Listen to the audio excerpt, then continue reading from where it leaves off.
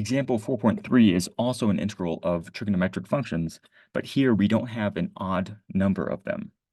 We have 2 sines and we have 4 cosines, so I'm not able to do that trick where I peel one of them off and then use it in my substitution. When you have even powers of trig functions, your best attempt is to use double angle formulas, which say that sine squareds can be replaced with 1 minus cosine of 2 times whatever that variable is, divided by 2.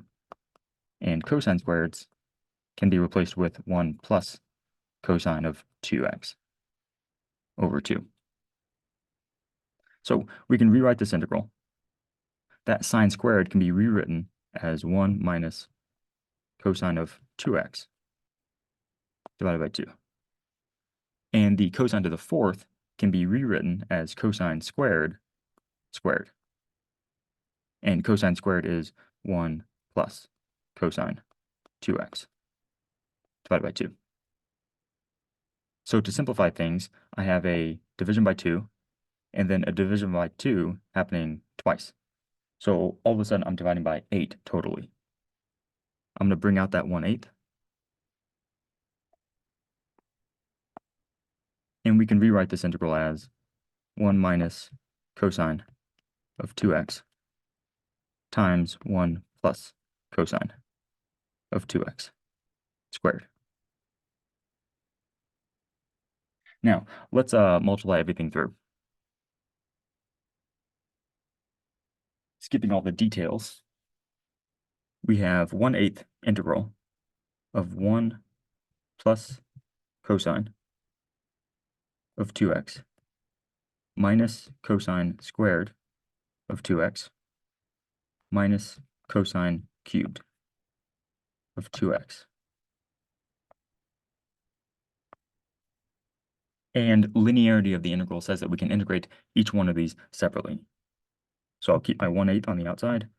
The 1 anti-differentiates to an x.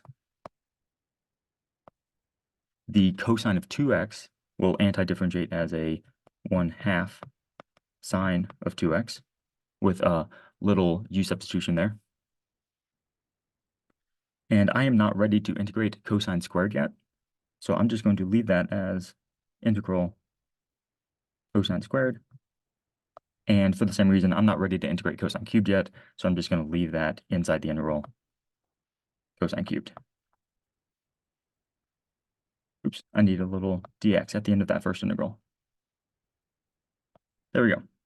So everything's done except for these last 2 integrals. Let's focus on them separately.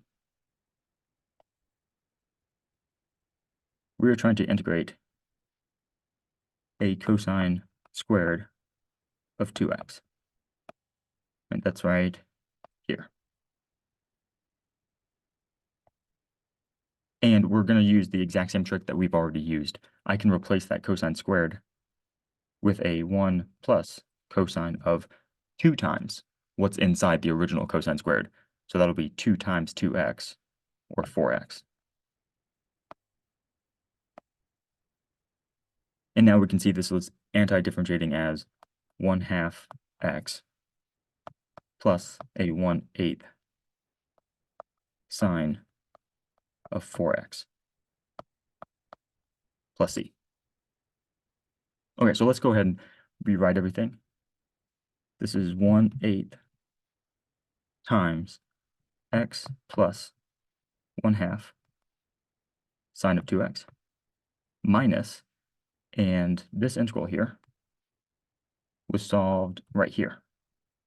So it would be minus a 1/2 x minus a 1/8 sine of 4x. Okay, and now we need to worry about this integral, cosine cubed of 2x. So let's go over here. We're trying to integrate cosine cubed of 2x. And we've already seen now how to integrate odd powers of trig functions. We're going to write this as cosine squared of 2x times a cosine of 2x. And we can rewrite that cosine squared as 1 minus sine squared.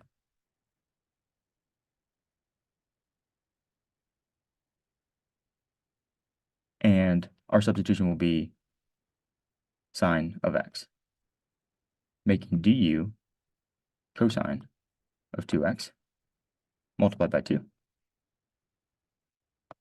And then this becomes the integral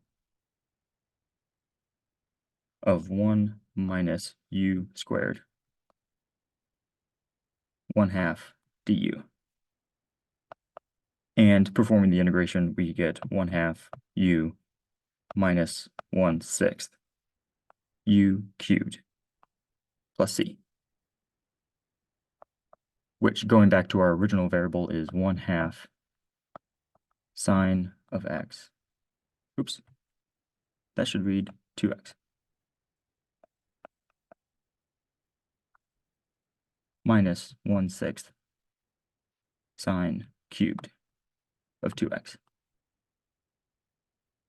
plus c. So that is how we are going to antidifferentiate this portion under the red. Minus 1/2 sine of 2x